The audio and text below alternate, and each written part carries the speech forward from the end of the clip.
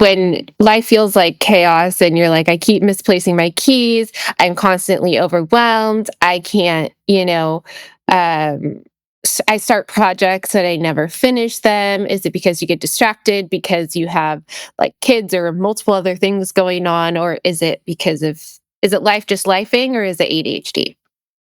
So I think one of the things that I would really look at is how long, if you really sit down and you're quiet and you're honest with yourself and maybe talk to people who knew you when you were younger, has whatever it is, losing your cell phone, being distracted, being disorganized, not finishing projects, has that always been there in some form or another? Whether like you really saw it as an ADHD trait, maybe like for me, the habit of starting projects, going all in, and then putting them down. This did not just start when I turned 30 or 40 or whatever. Like when I really look at it and I'm honest, I always did that.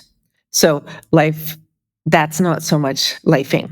So technically, it should be something that you've always been experiencing, whether it was really upfront and you knew it or not. And that can be the hard part. Even with some of the diagnosis, they want to be able to see school records or go back and talk to people. And that gets really cloudy for all kinds of reasons.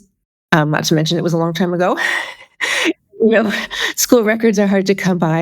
And what people knew there, I talk about how even your teachers or your parents, they didn't know what they were looking at. So their recollection and their ability to be able to help you might be a little off. So back to your question, is it lifing, or is it ADHD? I would take a really good, strong look. And if you can and you want to talk to a doctor about it, a professional, kind of identifying that information. Has this always been there? Is this something that I've always done? Or is there some stressor, or is raising kids in a post-pandemic world with all of this stuff going on and working, is it just too much? If it's on that scale, it's just lifing, theoretically taking some of that off your plate or finding some supports should help with that. Whereas if you've always had these traits, then that's more likely to be the ADHD. Um, and then you asked about the typical suggestions, color coding, calendars. For some people, they work. And for a lot of people, they don't, or they work for a little while. What I really like to talk about is finding what works for you now, because where you're at in this particular point in time with whatever's going on, color coding might work, but then at some other point, it might not work. And so I really like playing around with all the different ideas and finding one or two things that really work for you, because we're all different. Also, just like if your sister or your son or your husband or your boss has ADHD, it's going to show up differently. And there's a tendency for people to say things like, well, my sister uses this, so you should do this. And it might work, it might not work. But the way that the ADHD impacts us in conjunction with our whole lives before us, everything that's happened, really determines whether something works or not. So I think having an open mind and trying, just really being able to try, and if it doesn't work, not get down on yourself. So I would love to know, why do long-term coaching programs often feel overwhelming for women with ADHD? So what I found is that, say it's a year. A year is a really long time for anybody, and for people with ADHD, it kind of spreads things out. Whereas if you're working on shorter term, you're working on a specific issue, a specific need. It's a goal. There's a deadline. You're something specific to focus in on, and you can get accomplishments and feel like you've had some successes. Whereas with long-term coaching problems, and a lot of them are great, and a lot of them work well for people. It's just not my preference, and the people I tend to work with tend not to work best like that, because you forget about it. It spreads out. It's this long, unending thing.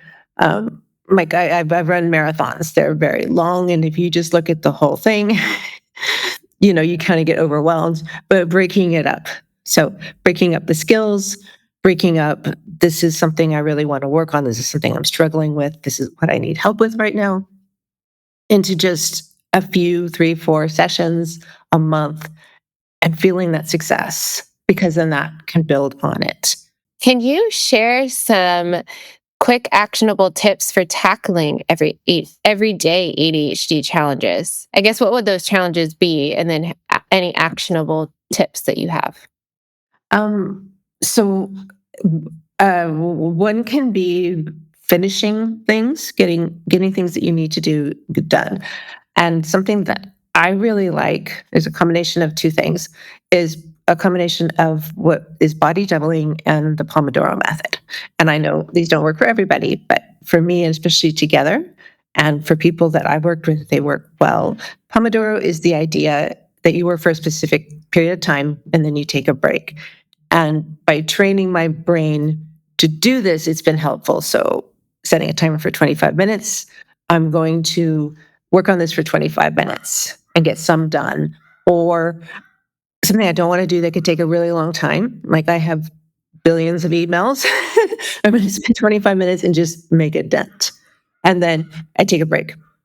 Um, and then longer breaks. And then body doubling is working with somebody else. And this is one of those examples that when I look back, even in school, I like to do this, but I didn't know what it was. And it's working with somebody else, but on your own things. So what's good right now with Zoom is that you can do it really easily with somebody who's somewhere else completely. You both log in, you take a couple minutes to say hi, and then I say, I'm going to play these 5 bills, and the other people are going to do their things, and you don't talk, and your brains see each other working, and then you take a break. So for me, those two things together have been life-changing, and I've also realized how much, in certain ways, I did them before I even knew what I was doing, and that if I had instituted it more, it probably would have been better. But that's something that I find um, helpful. And sometimes it's you're so distracted or you so much don't want to do it that your little work time is 5 minutes. Okay, so for 5 minutes, I did it, and like we talked about, finding success in that and giving yourself grace because it's better than sitting there all day and not doing anything. What's one small change someone who might be listening to this could make today that would have an immediate impact on the way that they show up? Um, I'm gonna say accept yourself.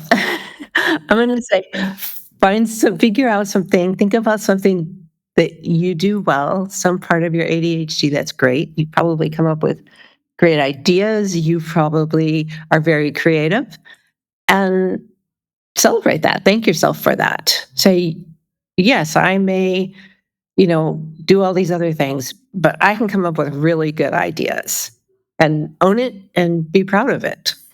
And so kind of switch that mind shift because other people may say, "Oh, you're scattered, you're flighty, you have too much, you're never focused on something." Well, but also I can come up with all kinds of great ideas, and then we could find one that works.